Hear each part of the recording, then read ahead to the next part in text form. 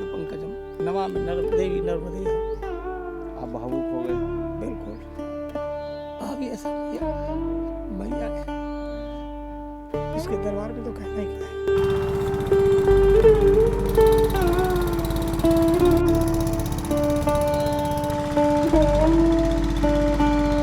भगवान का नाम लेके, नर्मदा मैया का नाम लेके एक कोशिश तो कर लूँगा, फिर जो होगा। ये है समाधि स्थल और इस तरह से संरक्षित किया गया है।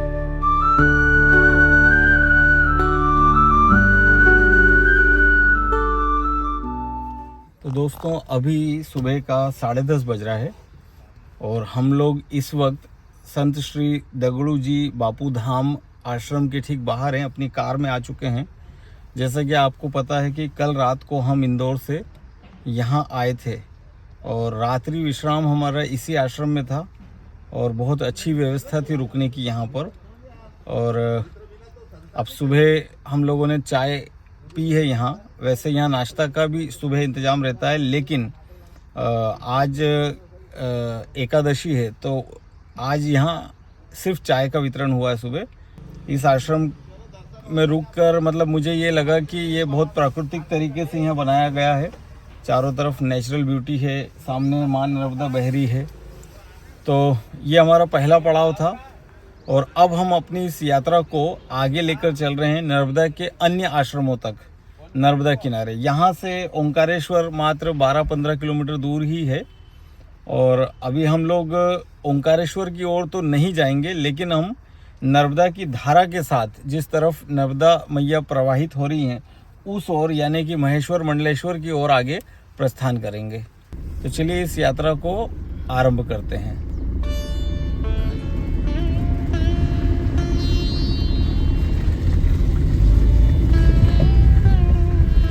देखिए आश्रम से बाहर निकलने का रास्ता कितना सुंदर है, कितने अच्छे पेड़ यहाँ लगाए गए हैं दोनों ओर अशोक के,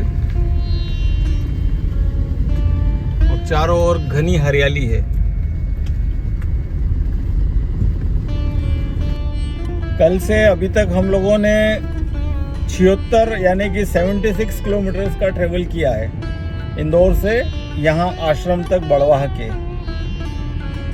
और अब हम आज की यात्रा हमारे 76 किलोमीटर के आगे से शुरू कर रहे हैं। तो पहला दिन हमारी कार चली थी 76 किलोमीटर। अब देखते हैं आज हम कितनी यात्रा आगे कर पाते हैं। ये भी आश्रम में यहाँ काफ़ी सारे आश्रम हैं इस पूरे जगह पर। करीबन 7-8 आश्रम हैं अलग अलग, जो सभी नर्मदा के तटों पर या किनारों पर बने हुए हैं। और ये देखिए सामने रास्ता। चलिए श्वान भैया साइड में हो जाइए, पपी साइड में भाग गया।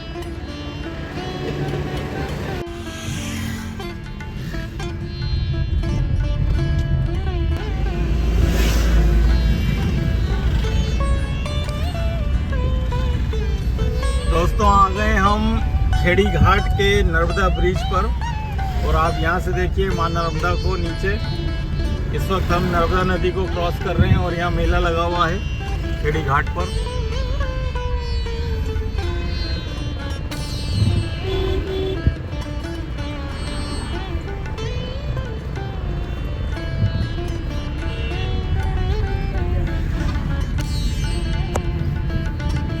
और इस ओर आप देखिए तो वहाँ पर एक नए ब्रिज का निर्माण कार्य चल रहा है।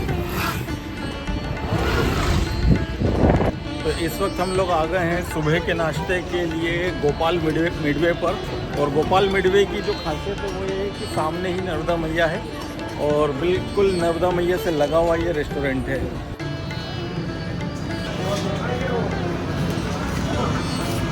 ये आ गए हमारे पोहे, और पोहे का टेस्ट तो इंदौरी स्टाइल में ही है, एकदम मस्त है। अच्छा लग रहा है पोहा, अच्छा लग रहा है, अच्छा लग रहा है।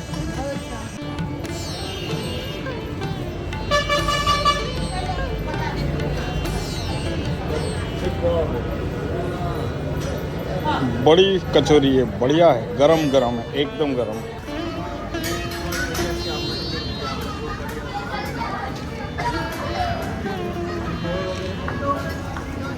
क्रिस्पी है ना, क्रिस्पी है कचौरी।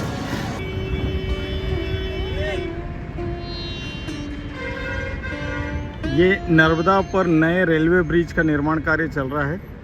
ये पुराना ब्रिज का पिलर है, पुराना रेलवे ब्रिज, और ये नया पिलर है। और यहाँ पे आप देखिए जेसीबी वगैरह काम कर रही है।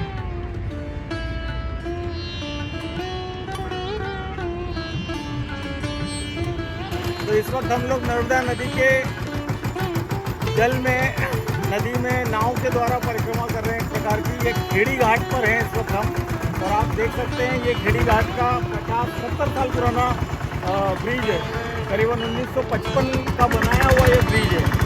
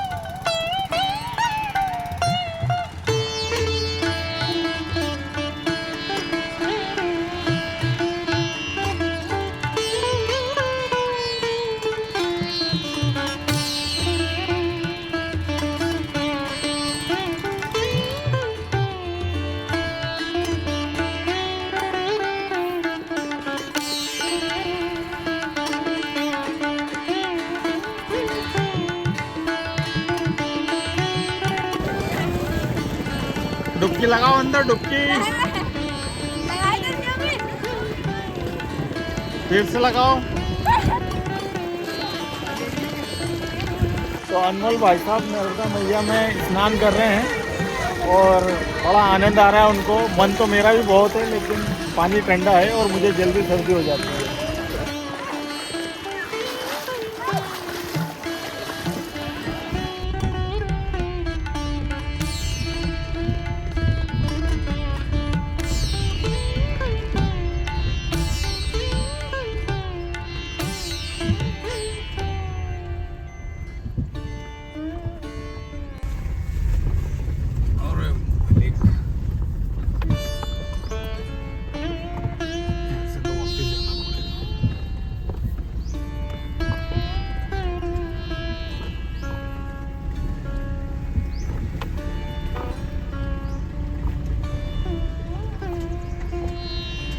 नर्मदे हर, आगे रास्ता बंद है।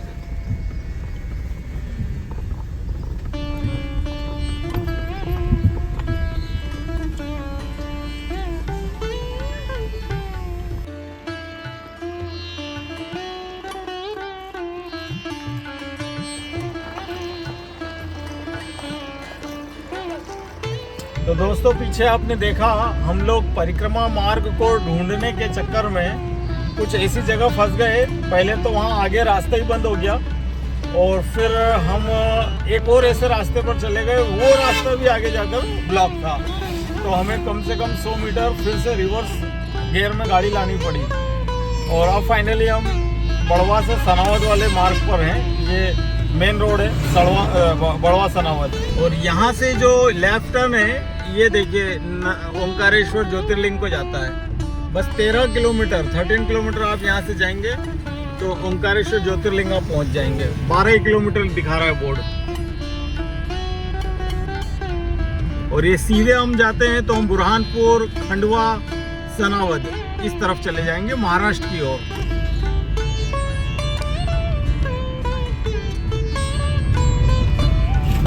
तो अब हम यहाँ से जा रहे हैं टोकसर गोमुख आश्रम पर। नर्मदा मैया के किनारे गोमुख आश्रम है टोकसर में, जो यहाँ से 11-12 किलोमीटर है अभी इस जगह से। और अगर हम बड़वा से बात करें तो करीबन 15 किलोमीटर दूर। और ये अंदर ग्रामीण रास्ते हैं, बड़वा और सनावद के बीच में से हम निकल रहे हैं इस वक्त। सनावद के पास से ही निकल रहे हैं वैसे तो। और ये हम पहुंच गए एक गांव में। सामने आपको मंदिर दिख रहा है। गांव के अंदर अभी तो हमें कोई लोग भी नहीं दिख रहे हैं। मौसम ठंड का है, लेकिन निमाड़ के अंदर हमेशा गर्मी होती है, तो यहाँ दिन के समय थोड़ी गर्मी ही रहती है। इस वक्त करीब करीब 1 बज गया है दिन का। तो हम लोग नाश्ता करके निकले थे। अनमोल ने बड़ी मस्ती करी नर्मदा नदी में और काफ़ी नहाया वो। मेरा भी मन था नहाने का, लेकिन मैं नहीं नहा सकता था, पानी मुझे ठंडा लग रहा था। और कार हमारी दूर खड़ी थी और सारे जो कपड़े और टॉवेल वगैरह सब कार में ही थे। तो अब हम यहाँ से पहुँचने वाले हैं गोमुख आश्रम, जो कि टोकसर में है। वैसे तो यहाँ पर आपको हर 1 किलोमीटर में एक आश्रम मिलेगा नर्मदा किनारे। ये इंदौर इच्छापुर हाईवे जो यहाँ तक बनकर तैयार हो गया, ये बड़वा और सनावत दोनों के बाहर से निकलेगा। और ये देखिए, ये अभी चालू तो नहीं हुआ है, अभी अंडर कंस्ट्रक्शन है और हम इसे क्रॉस कर रहे हैं नीचे से।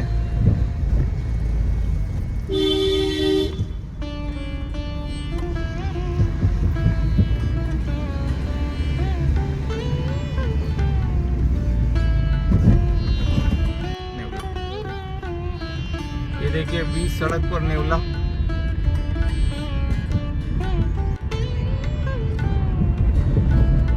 नदिया चले चले रे धारा।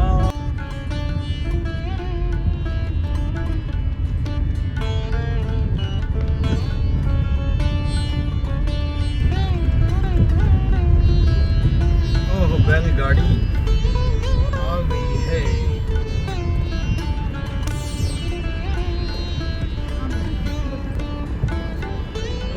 देखने वाली बात यह है कि पानी कितना गहरा है। जय श्री राम, नर्मदा मैया की जय। तुझको चलना होगा, तुझको चलना होगा। नदिया चले चले रे धारा, चंदा चले चले रे तारा। तुझको चलना होगा, तुझको चलना होगा। ये देखिए गेहूं की फसल लहलहाती हुई खेतों में कितनी सुंदर लग रही है। और उसी तरह हमारी कार भी लहलहाती हुई गड्ढों में।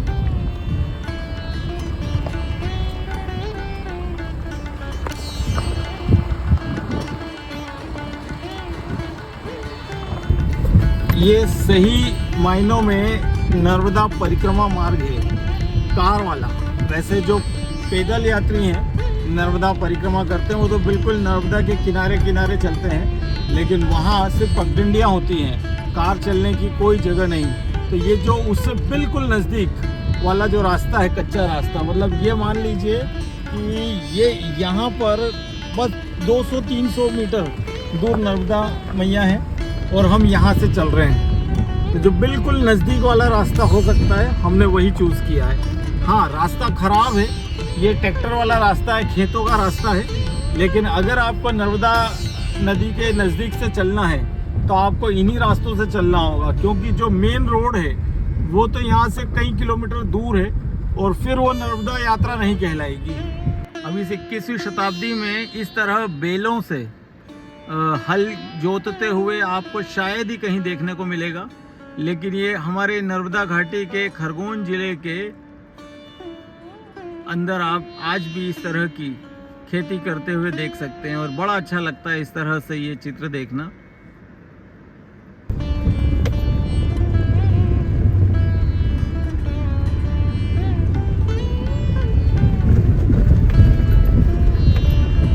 तो हम पहुंच गए हैं टोकसर में।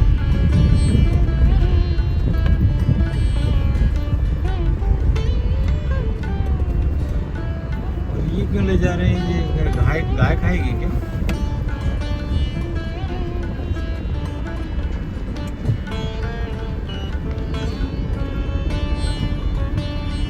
गोमुख आश्रम बोर्ड लगा हुआ है ना, ये लिखा हुआ है।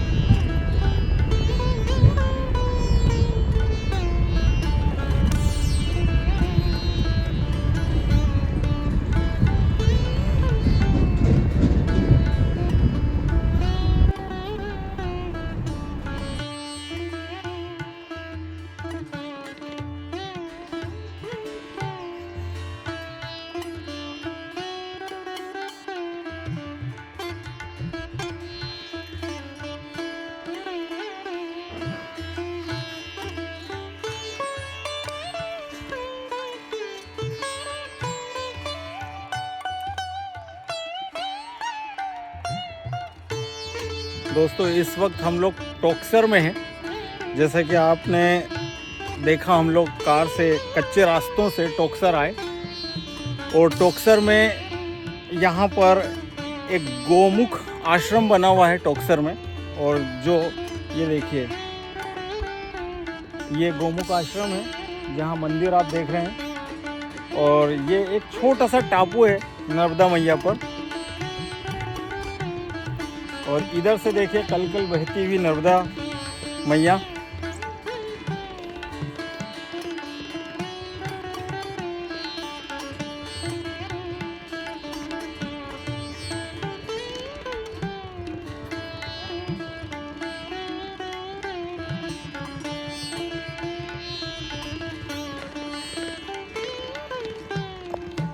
नर्मदा परिक्रमावासी इसी रास्ते से किनारे किनारे से होते हुए यहाँ तक आते हैं। इस आश्रम में भोजन की और रात रुकने की दोनों ही व्यवस्था परिक्रमावासियों के लिए की गई है।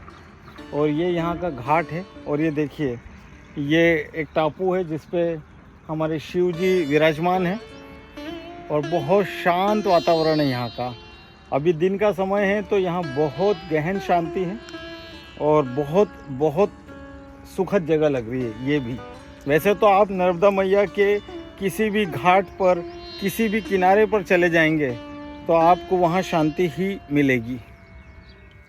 जैसा कि आप लोग जान रहे हैं कि हम लोग नर्मदा यात्रा पर निकले हुए हैं और इसी में आज हम पहुँचे हैं गोमुख आश्रम, जो कि टोक्सर में है, खरगोन ज़िले के अंदर। और यहाँ पे हमें एक परिक्रमावासी मिले हैं। तो वैसे कई मिले हैं लेकिन इस वक्त हमारे समक्ष एक हैं। तो महाराज जी, क्या नाम है आपका? रामदास त्यागी।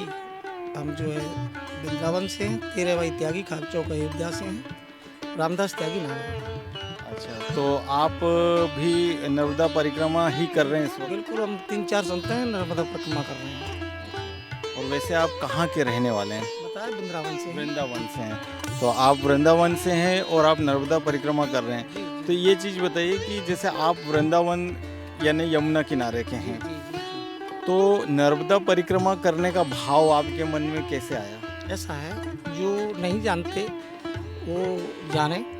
कहते हैं गंगा जी का स्नान और यमुना जी का पान और नर्मदा का दर्शन एक बराबर है। नर्मदा में बहुत से संगम हैं, जैसे कावेरी संगम है, बुढ़ेर संगम है, ऐसे गोमती संगम है। काफ़ी संगम पड़ते हैं नर्मदा में, जगह जगह संगम है।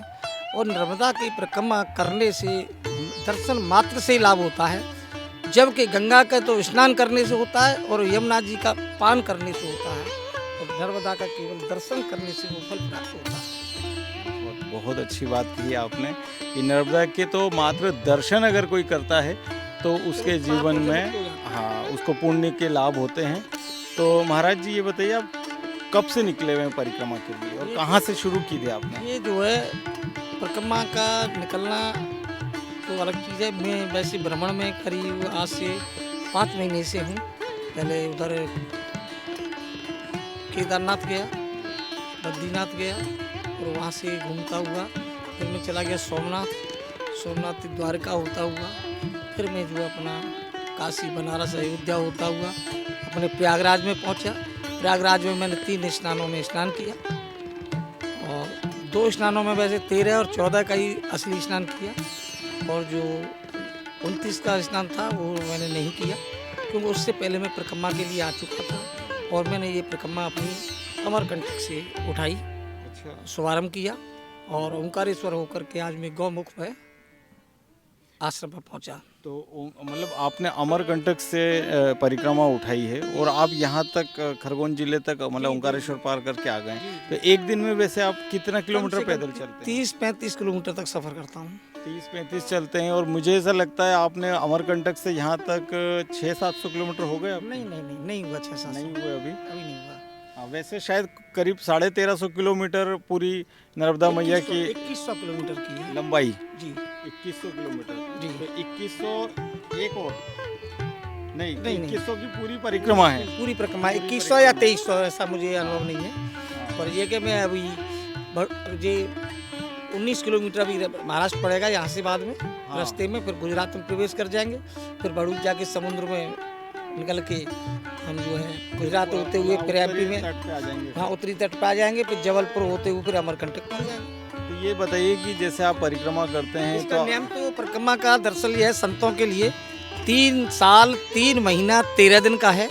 अगर संत पहले कोई अगर 3 साल 3 महीना 13 दिन की परिक्रमा कर सकता है और कर चुका है तो वो फिर अपने समय के अनुसार अपनी परिक्रमा कर सकता है, 4 महीने में, 5 महीने में, 6 महीने में, जैसे कर सके। और जैसे गोवर्धन की परिक्रमा करने आते हैं लोग बाग, या हमारे ब्रज 84 की करने आते हैं। ब्रज 84 की कोई 11 दिन में करता है, कोई 21 दिन में करता है और कोई 7 दिन में ही करके चला जाता है।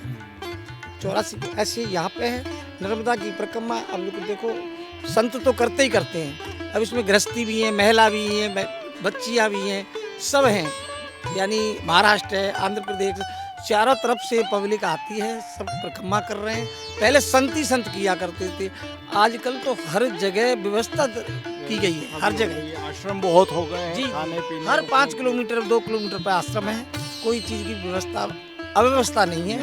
हाँ, पुलिस की भी व्यवस्था है, रहन सहन की व्यवस्था है, और वैसे अगर कोई दिक्कत भी आ जाती है, हारी बीमारी, दवा दूरी है, उसके लिए सारी व्यवस्था ये सरकार की नहीं कहेंगे, पब्लिक की कहेंगे। सरकार तो सरकार है ही, पर सरकार पब्लिक के पीछे चलती है और पब्लिक के भक्तों की। नर्मदा माँ के जो भक्त हैं, जैसे वृंदावन में जाते हैं राधे राधे कहते हैं, उज्जैन जाते हैं महाकाल कहते हैं, तो नर्मदा के किनारे तट पर जो आदमी चलता है तो नर्मदे हर, नमामि नर्मदे हर, और वो सभी पापों से मुक्त होता है। बहुत बहुत अच्छा लगा आपसे बात करके, और आपने जो ज्ञान हमें दिया उससे हमारे दर्शक भी मैं समझता हूँ कि बहुत अभिभूत हुए होंगे। सब में है गंगा जी का स्नान और यमुना जी का पान आचमन और नर्मदा जी के दर्शन। दर्शन मात्र से वो पाप भस्म हो जाते हैं जो गंगा जी पे जाके स्नान छोड़ते हैं। तो नर्मदा जी के दर्शन मात्र से आपके पाप से आप मुक्त होते हैं और आप पुण्य की आप ओर अच्छी आते तरह हैं। जानते हैं नर्मदा जी एक अलग चीज है, गंगा शिव अर्धांगिनी है, जटाशंकरी कहते हैं, उनकी पुत्री यमुना जी कृष्ण भगवान की पटरानी है, और ये शिव की पुत्री है। हैं ये। जहाँ पुत्री है जिनका कोई विवाह नहीं कहीं भी सुना गया हमने आज तक न पढ़ा, उसके लिए तो हम कहीं क्या सकते हैं। हर नर्मदे हर। नर्मदे हर, धन्यवाद। नमामि नर्मदे। आपको तो पाद पंकजम नमामि देवी नर्मदे हर। आप भावुक हो गए। बिल्कुल अभी ऐसा किया मैया, इसके दरबार में तो कहना ही क्या है। आप मानेंगे मैं तो उम्र में भी आपसे छोटा हूँ और अनुभव की तो हम बात ही ना करें, लेकिन मुझे भी नर्मदा मैया इस तरह से खींचती है। आप देखिए मैं मेरे परिवार के साथ, पत्नी और बच्चे के साथ में आज नर्मदा के तट पर हूँ, और यहाँ जो सुकून मिलता है वो शहर कहीं नहीं में मिलेगा, आप कितने ही आलीशान घरों में रह लें, कहीं नहीं लेकिन वो मिलेगा। सुकून नहीं मिलता है। नहीं मिल सकता। और आप जैसे संत जब मिलते हैं तो मन में और फिर शांति मिलती है, तो बहुत अच्छा लगता है। और बस इसीलिए मैं आए दिन दौड़ा चला आता हूँ नर्मदा किनारे। मैं तो नर्मदा की मैया, मैं तो ये चाहता हूँ आजीवन ही कहीं कुटिया बना के रहने लग जाऊँ। आपकी अगर आत्मा में है तो मैया आपको जरूर बुला लेगी। बुलाया है, मैं सीधा प्रयागराज से आकर के मैया की परिक्रमा में हूँ तो चल रहा हूँ। आज मेरे को अंदाजा लगाइए, मैं 15 तारीख का परिक्रमा में हूँ और आज 8 तारीख है, और मैं लगभग 500 450 500 किलोमीटर चल चुका हूँ जी, और चलूँगा। बहुत लंबी यात्रा है, लेकिन चल ही रहा हूँ। और मैं यही है कि यहाँ के भक्तों को अपने भगवान से, रामानंदी महात्मा हूँ, मैया नर्मदा से और अपने राम प्रभु से यही कहूँगा कि भगवान इन भक्तों को सदैव दीर्घायु प्रदान करें और सदा इसी तरह इनको सेवा के लिए हमेशा आगे बढ़ाते हैं। जो भक्त सेवा यहाँ करते हैं वो बड़े अच्छे भक्त हैं, ऐसे भक्त बड़े कम मिलते हैं। नमामि नर्मदे हर।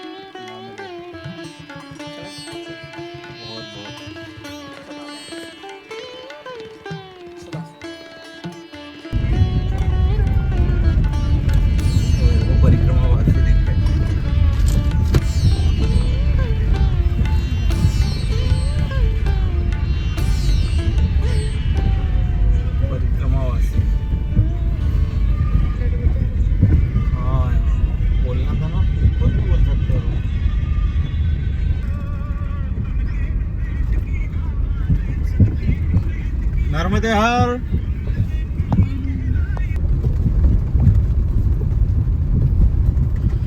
दोस्तों हम रास्ते भटक गए ऐसा भी कह सकते हैं, और ये भी कह सकते हैं कि आगे रास्तों की कंडीशन बहुत ख़राब है। अगर गूगल देवता के हिसाब से चल रहे थे तो ठीक था, लेकिन ये लोगों ने, यहाँ के ग्रामीणों ने बताया कि आगे रास्ते ख़राब है, तो हमें एक दो रास्ते का डाइवर्शन लेना पड़ा।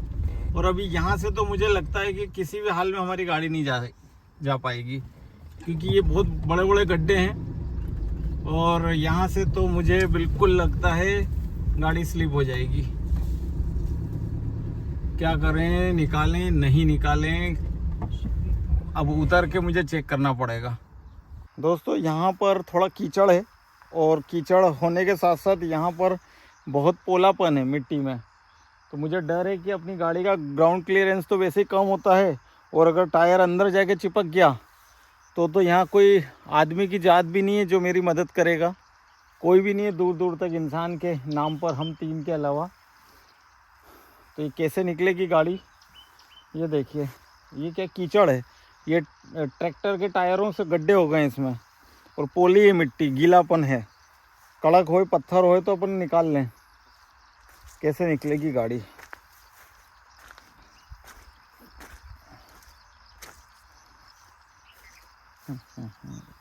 इतने से हिस्से में अगर मैं निकाल सकूं तो काम हो सकता है, लेकिन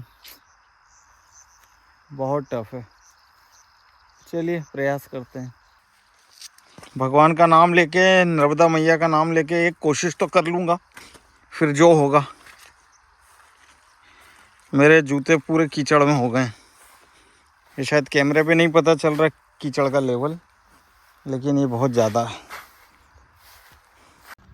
दोस्तों मैंने कर दिखाया, मैंने उधर ऊपर से चढ़ाई गाड़ी, उसके ऊपर चढ़ा दी, और फाइनली हमारी गाड़ी निकल गई। लेकिन आप देखो टायरों में कितना कचरा हो चुका है। नीचे नहीं उतरना, नीचे नहीं आना, बंद करो बंद करो।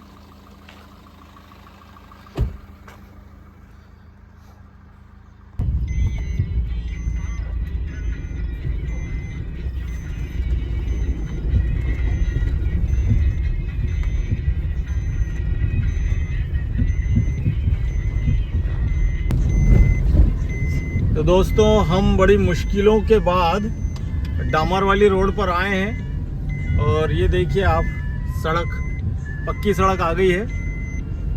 और बहुत बहुत खतरनाक रास्ता था, कि मतलब रास्ता था ही नहीं एक्चुअली, हम खेतों के बीच में से गुजर रहे थे। लेकिन मैया की परिक्रमा में अगर हम इतना भी, थोड़ा सा भी संघर्ष नहीं उठाएंगे उनकी यात्रा में, तो फिर ये यात्रा संपूर्ण कैसे मानी जाएगी?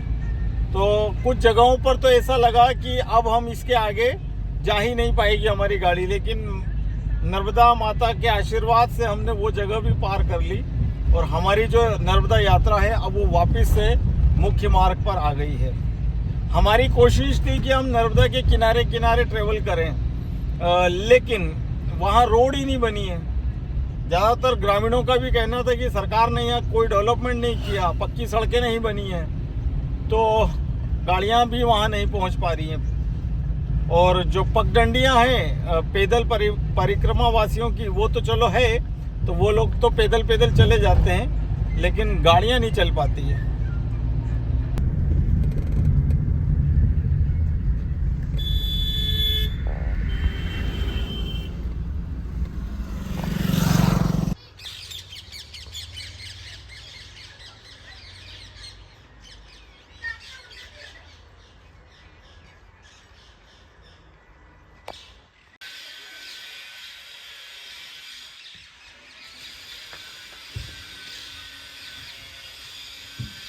तो दोस्तों इस वक्त शाम की 5:30 बज रही है, और हम आ गए हैं बाजीराव पेशवा प्रथम की समाधि स्थल पर, रावेर खेड़ी। जो सामने आप देख सकते हैं विशाल माँ नर्मदा मैया है, और ये जो है, ये जो जगह है ये है बाजीराव पेशवा प्रथम की समाधि। आइए अंदर चलते हैं, और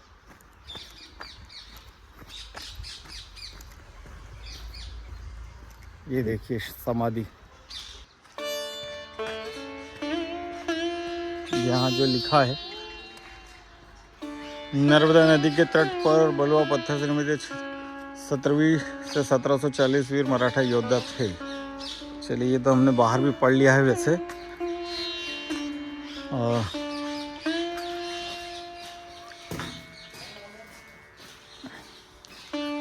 ये है समाधि स्थल और ये इस तरह से संरक्षित किया गया है।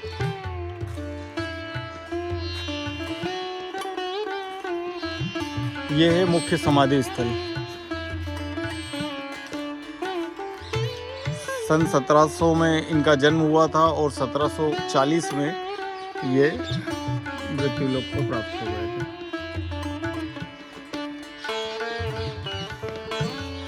और ये देखिए, ये पूरा इस तरह से कंस्ट्रक्शन किया है जैसे किसी राजा का किला होता है ना। और यहाँ से आप देखेंगे तो आपको नर्मदा नदी के दिव्य दर्शन होंगे। ये बच्चे नीचे खेल रहे हैं और यहाँ बॉल फेंक रहे हैं।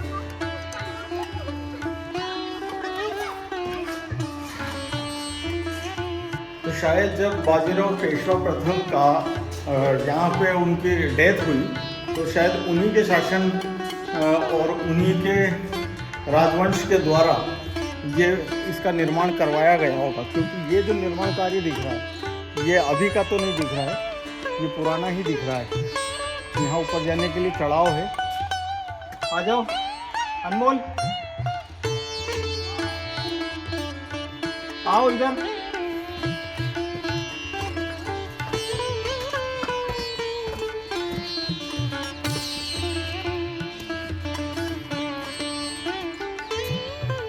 ये देखिए, ये हम आ गए ऊपर और यहाँ से आपको चारों ओर का विहंगम दृश्य देखने को मिलेगा।